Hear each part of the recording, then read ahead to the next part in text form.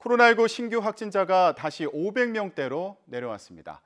주말 검사 건수가 줄어든 영향으로 전날보다 200명 가까이 줄었지만 수도권을 중심으로 한 확산 추세가 이어지고 있어서 우려되고 있습니다. 이영민 세브란스 병원 진단검사의학과 교수와 코로나19와 또 백신 상황 짚어보겠습니다. 안녕하십니까? 네.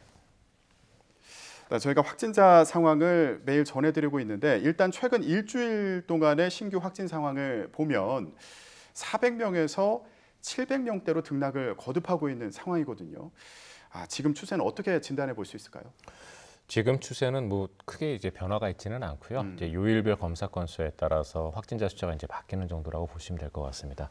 이제 어제 토요일이었는데 어제 같은 경우에는 전국에서 541명의 확진자가 확인이 되었고 네. 해외 유입으로 15명이 확인이 됐습니다. 근데 이 541명이라는 숫자는 저희가 5월 22일 날에 570명에 비해서는 약간 감소한 숫자이지만 바로 그 전 토요일인 5월 29일에 464명에 비해서 많이 또 증가한 숫자입니다. 네. 그래서 이러한 검사 건수의 등락이 요일별로 조금 차이도, 그러니까 주에 따라 조금 차이는 있지만 이게 크게 변화가 있다라고 사실 보기는 어렵고요. 네. 주 중에서의 어떤 차이는 검사 건수의 변화 때문에 일어난다고 볼 수가 있을 것 같고 그렇게 생각하는 이유가 어제 같은 경우에는 저희가 이제 의심 환자하고 임시선별 검사소 검사를 합쳐갖고 한 4만 2천 건 정도 검사를 했거든요. 네. 그러면은 이 진단검사 4만 2천 건이라는 거는 저희가 평상시에 이루어지는 검사 건수 한 8만에서 9만 건에 비교해 봤을 때 한 절반 정도 해당되어지는 검사 건수이기 때문에 이런 것들의 영향 때문에 좀 토요일 날 환자가 줄었다라고 보시면 될 것 같습니다.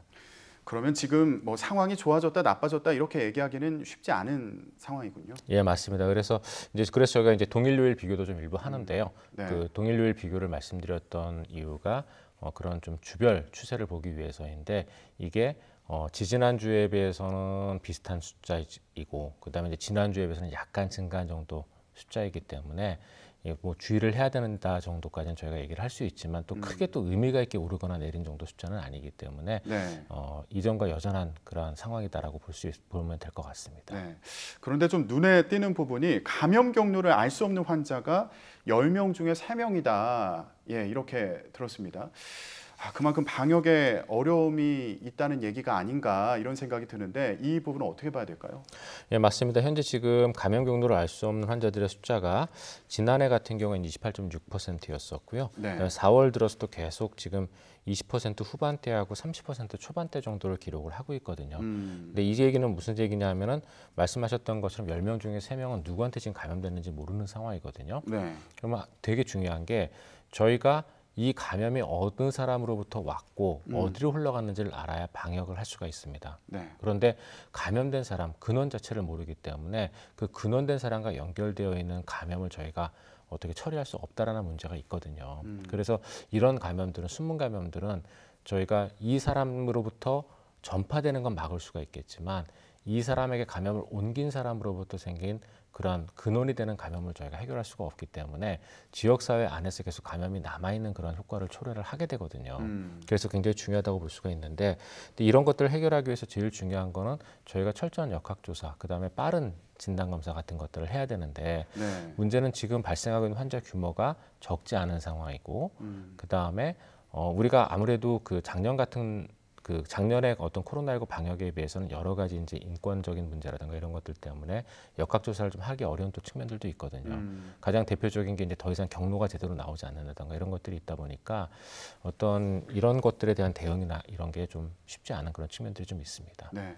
감염 경로가 불명확한 경우가 보니까 지난해 12월에도 28.6%로 나타나서 현재는 26.7%인 것으로 이렇게 조사가 됐는데 그런 만큼 일상생활에서도 좀 주의를 더 해야 되는 그런 상황으로 보이네요. 맞습니다. 일상생활에서 누구한테 지금 감염될지 모르는 상황이라고 보시면 되고요. 또한 감염 경로 자체도 굉장히 큰 변화가 있었던 게 작년 말 같은 경우에는 이제 의료기관이나 요양원 이런 곳들을 통한 집단 감염이 굉장히 많았었다면은 지금의 감염 형태는 감염 경로를 모르는 게 10명 중에 3명. 그다음에 선행 확진자와 접촉, 이 선행 확진자와 접촉했다라는 거는 일상생활 안에서의 접촉을 저희가 보통 얘기를 하거든요. 네. 그래서 이렇게 선행 확진자 접촉을 한 게 전체 확진자의 한 절반 정도에 해당이 됩니다. 그러다 보니까 결국 일상생활 안에서 감염되는 것들이 많다는 소리가 되겠고요. 생활 안에서의 생활 방역을 철저히 하는 것밖에는 방법이 없을 걸로 보입니다. 지역별로 보면 서울, 인천, 경기 등 수도권 확진자가 전체 발생 중에 3분의 2에 달하는 그런 상황인데 오늘 저희가 뉴스에서 전해드렸는데 최근에 서울 한국은행 공사 현장에서 29명이 집단 감염하는 일이 벌어졌습니다. 근데 일반적으로 공사장이라고 하면 밖에서 일하는 경우를 생각하게 되는데 어떻게 집단 감염이 발생했을까? 이것도 궁금하거든요. 예, 맞습니다. 이제 저희가 지금 이제 국내 신규 확진자 중에서 일부가 건설 현장 이런 데서 생기고 있는데요. 말씀하셨던 것처럼 건설 현장은 야외에서 일을 하는 곳이기 때문에 안심하기가 쉽습니다. 네. 근데 우리가 주의해야 되는 거는 이렇게 야외에서 일을 하는 그 업장이라고 하더라도 이분들이 모여서 식사하시는 곳 또는 이분들이 계시는 숙소 또는 잠깐 쉬는 휴식 장소 이런 것들은 공유되는 경우가 많습니다. 네. 그렇기 때문에 지금 현재 이 건설 현장 같은 경우에도 흡연 장소하고 식당은 공유했던 걸로 지금 얘기가 나오고 있고요. 그래서 이러한 마스크를 쓸 수 없는 그런 환경에서의 휴식이라든가 식사라든가 이런 것들을 통해서 결국 집단 감염으로 연결된 것이기 때문에 이 현장 같은 경우도 지금 관계자 500명에 대해서 지금 진단 검사를 시행할 예정으로 알고 있습니다. 네. 결국에 마스크를 쓰지 않는 공간에서는 위험이 여전한 걸로 그렇게 알고 있어야겠군요. 예, 맞습니다. 예. 자, 그러면 이번에는 부산 얘기를 좀 해보겠습니다. 부산 해운대 해수욕장이 부분 개장을 했거든요. 가봐야겠다 생각하시는 분들 많을 것 같은데 벌써부터 인파가 몰리고 있습니다. 그런데 한편에서는 이러다가 코로나19 재확산하는 거 아닌가 이런 걱정하시는 분들도 계실 것 같아요. 예, 저희가 이제 우리나라 같은 경우에는 작년에 이런 그 해운대, 그러니까 해수욕장이나 이런 것들을 통한 집단 감염이 크게 그렇게 문제 이슈가 되지는 않았었습니다. 여러 걱정도 네. 있었고 거기에 따른 이제 여러 가지 대책들이 있었기 때문에 그렇게 크게 두드러질 정도까지는 아니었었는데요. 근데 외국의 사례에서는 이런 해수욕장이나 수영장 이런 물놀이와 관련된 집단 감염 이슈가 일부 있었거든요. 그게 이제 네. 물을 매개로 전파가 된 건 아니었고 당연히 이런 곳들도 사람이 모이는 곳이다 보니까 이런 행위들을 통해서 전파되는 사례들이 꽤 있었습니다. 그래서 우리나라 같은 경우도 이제 올해는 작년에 비해서 코로나19에 대한 좀 위기감 자체도 많이 옅어졌고 그 다음에 어떤 백신에 대한 기대감이라든가 이런 것들 때문에 올해는 아무래도 이런 물놀이나 이런 것들이 작년보다는 좀 더 원활하게 그러니까 크게 이루어질 가능성이 많습니다. 그러면 당연히 이러한 물놀이를 할 수 있는 해수욕장이나 이런 것들을 통한 전파의 위험성도 작년에 비해서는 높다고 생각을 합니다. 그래서 네. 이러한 해수욕장이나 이런 데를 이용하실 때는 정부에서는 내놓은 몇 가지 방역 수칙들이 있습니다. 뭐 예를 들어서 뭐 옆에 있는 분들하고 좀 거리를 둔다던가 취식을 하지 않는다던가 그 다음에 뭐 발열 스티커를 붙인다던가 이런 것들이 방역 수칙들이 있기 때문에 이런 것들을 좀 철저하게 지키시고 가급적이면은 이렇게 너무 사람이 붐비지 않도록 그렇게 하시는 게 필요할 것으로 생각이 됩니다. 네, 지금 방역 수칙을 보면은 저녁 7시부터 다음날 새벽 2시까지는 음주와 음식 섭취를 금지하고요. 또 마스크를 반드시 착용하도록 그렇게 규정을 했는데 이게 모래사장에 있을 때는 괜찮을 것 같은데 그 바닷물에 들어갈 때는 또 마스크를 벗지 않을까 싶거든요. 그런 경우에는 좀 위험성이 있지 않을까 이런 생각도 드는데요. 예, 맞습니다. 그래서 결국 중요한 거는 이렇게 마스크를 쓸 수 없는 환경에서는 주변 사람들하고의 거리거든요. 그러니까 그런 것들을 좀 충분하게 거리를 두고 물놀이를 즐기시는 게 하나의 방편일 것 같고요. 네. 그다음에 이제 발열 스티커 같은 경우도 저희가 뜨거운 햇빛 아래서는 조금 이게 제대로 역할을 하지 못할 수도 있고 또 물에 들어가면 또 역할을 하지 못하는 경우들도 일부 있습니다. 네. 그런 것들도 있기 때문에 항상 해수욕장이나 이런 사람들이 많이 모이는 곳에서는 개인 방역에 신경을 써주셔야 할 것 같습니다. 알겠습니다. 해수욕을 즐기면서도 신경 쓸 게 참 많은 그런 상황으로 보입니다. 이번에는 대구 지역 상황을 좀 짚어볼게요. 유흥주점 관련해서 300명 가까이 누적 확진자가 나온 상황입니다. 그런데 영국발 변이 바이러스 때문에 확산 속도가 빠르다 이런 분석도 있더라고요. 네, 맞습니다. 그래서 이제 대구 지역과 울산 지역 같은 경우에는 저희가 기존에 봤었던 코로나19 어떤 확산 추세에 비해서 너무 확산 속도가 빨랐기 때문에 이게 변이형 때문에 이런 게 아니냐라는 질문들이 계속 있었거든요. 근데 실제로 저희가 그쪽 지역에서 확진된 사람들의 검체를 갖고 분석을 해봤더니 네. 변이형들이 꽤 많이 지금 그쪽에서 나오고 있는 상황입니다. 특히 이제 영국 같은 경우에는 가족 모임 회사 등으로 확산돼서 이미 46명이 더 추가로 확인이 되었고 그리고 이런 것들이 결국은 부산 지역에서 시작됐던 변이형 감염이 울산을 거쳐서 결국 대구 지역까지 올라온 상황이거든요. 예. 그래서 이런 변이형 같은 경우에 저희가 기존의 어떤 바이러스들에 비해서 1.7배 정도 감염력도 빠르고 하기 때문에 저희가 기존의 어떤 사회적 거리두기나 이런 것들로는 사실 조금 막기 어려운 측면들이 있습니다. 그래서 네. 좀 더 강화된 사회적 거리두기와 함께 여기에 대한 주의가 필요한 상황일 것 같습니다. 네. 대구 지역의 확산세가 주목되고 있는데 사정이 이런데도 대구 지역의 백신 접종률이 1차 접종 기준으로요. 전국 8개 특별시, 광역시 중에서 가장 낮은 그런 상황이라고 합니다. 이런 상황에서 대구시가 화이자 백신 3천만 회분 공급에 나섰지만 없던 일이 됐는데요. 무슨 일이 있었던 건지 관련 내용 들어보고 오겠습니다. 이 대구시 의사야 메디시티 협의회가 중재로 백신을 지금까지 정부가 계획한 백신 이외에 백신 부분들을 국내에 도입하는 부분들을 상당 부분 진전이 돼서 그걸 정부에 토스를 해드렸습니다. 외국에 백신 이 공급 유통 쪽으로 공문도 보내고 이렇게 협의를 하면서 어느 정도까지 단계까지는 진전을 시켰지만 그 다음 단계는 정부가 해야 될 몫입니다. 정상 경로는 아닌 것으로 지금 판정되고 있고 공급이 가능하지 않다라고 하는 사실은 확인하고 있습니다.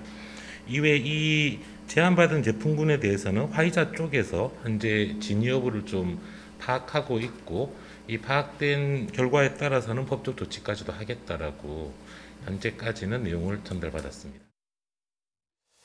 네, 관련 내용 권영진 대구시장 그리고 손영래 중앙사고수습본부 사회전략반장의 브리핑 내용을 함께 들어보셨습니다. 지금 보건당국 같은 경우에는 대구에서 들여오려고 했던 그 백신 같은 경우에 정상 경로를 통한 것이 아닌 것으로 판단하고 있다 이렇게 얘기를 하고 있는데 어떻게 해서 이런 일이 일어난 건지 그리고 지금 어떤 상황인지 좀 짚어볼까요? 예, 조금 문제가 많은 이제 일이었다고 생각을 하는데요. 여러 전문가들이 이제 이번 주에 많이들 얘기를 주셨지만 현재 전 세계적인 그러한 이 백신의 유통 경로는 그 본사에서 각 국가와 함께 국가별로 계약을 맺으면서 백신을 공급하는 그런 형태로 이루어지고 있습니다. 그렇기 때문에 이렇게 특정한 그 제약사가 아닌 곳에서 백신 물량을 갖고 공급하기는 어려운 상황이거든요. 그래서 지금 현재 이 공식 유통 경로를 거치지 않은 백신이 있다는 말 자체가 지금 성립을 하지 않는 얘기거든요. 네. 그래서 이런 것들을 놓고 봤을 때 이거는 분명히 제가 보기에 문제가 많은 사안이었다고 생각을 하고요. 조금 걱정되는 거는 뭐 이것과 관련돼서 혹시 뭐 계약금이나 이런 형태로 비용이 넘겨졌다면 그러면 이 비용은 회수하기 어려울 가능성이 높습니다. 그래서 그냥 단순 해프닝으로 끝났으면 좋겠는데 네. 이게 어느 정도까지 진행되느냐에 따라서 만일 비용이 넘어간 일이라면은 거기에 따른 피해도 예상이 됩니다. 네, 이런 논란이 불거진 게 그동안 백신 공급이 부족한 거 아니냐 이런 얘기가 나오면서 또 연관이 되어 있는 것으로 보이거든요. 그런데 최근 상황을 보면은 아스트라제네카에 이어서 화이자, 모더나 또 얀센까지 4가지로 국내에 들어온 백신의 종류가 늘어났습니다. 그러면 지금은 백신 수급에 대해서 좀 우려할 필요가 없는 상황인지 어떻게 보시나요? 지금 현재 국내 백신 수급 현황은 정부가 예측한 대로 지금 이루어지고 있는 상황이거든요. 지금 정부에서는 4월 말까지의 그 예방접종 목표 인원은 이미 채웠고 6월 말까지 예상되어지는 1,300만 명에 대한 것도 이미 진행을 하고 있거든요. 그래서 현재 계획대로 들어오고 있는데 네. 그런데 여기에 대해서 지금 지방자치단체에서 나서가지고 추가적인 어떤 백신 물량을 그렇게 과도하게 공급을 받는 게 과연 저는 필요한지를 모르겠습니다. 그리고 또 대구 같은 경우는 전국 평균에 비해서도 사실은 지금 이제 예방접종률이 높지 않은 곳이거든요. 예. 그래서 제가 보기에 이렇게 비정상적인 그런 경로를 통해서 백신을 공급하겠다는 생각을 할 필요가 없는 상황에서 너무 무리하게 이를 추진한 것이 아닌가라는 생각이 듭니다. 알겠습니다. 지금 보건당국 같은 경우에는 이달까지 1차 접종 1,300만 명 이상 그리고 11월까지 집단 면역을 달성하겠다 이런 계획을 세우고 있는 상황인데 간단하게 이 부분에 대해서는 어떻게 보시는지? 저는 뭐 가능할 거라고 생각은 합니다. 가능할 거라고 생각은 하는데 그런데 이제 중요한 거는 우리가 이제 6월 말까지 예방 접종을 계획대로 했어도 사실 이미 우리나라보다 앞선 국가들을 보면은 25% 정도 예방 접종을 해도 우리나라보다 거의 10배에서 20배 많은 확진자들이 나오고 있는 상황이었거든요. 그래서 이러한 예방 접종을 활성화하기 위한 여러 가지 정책을 쓰는 건 좋은데 그런데 마스크 착용이나 이런 부분들에 대한 거는 저희가 조금 주의가 필요하지 않을까 싶습니다. 네, 알겠습니다. 코로나19 관련 상황 이영민 세브란스 병원 진단검사의학과 교수와 얘기 나눠봤습니다. 오늘 말씀 고맙습니다.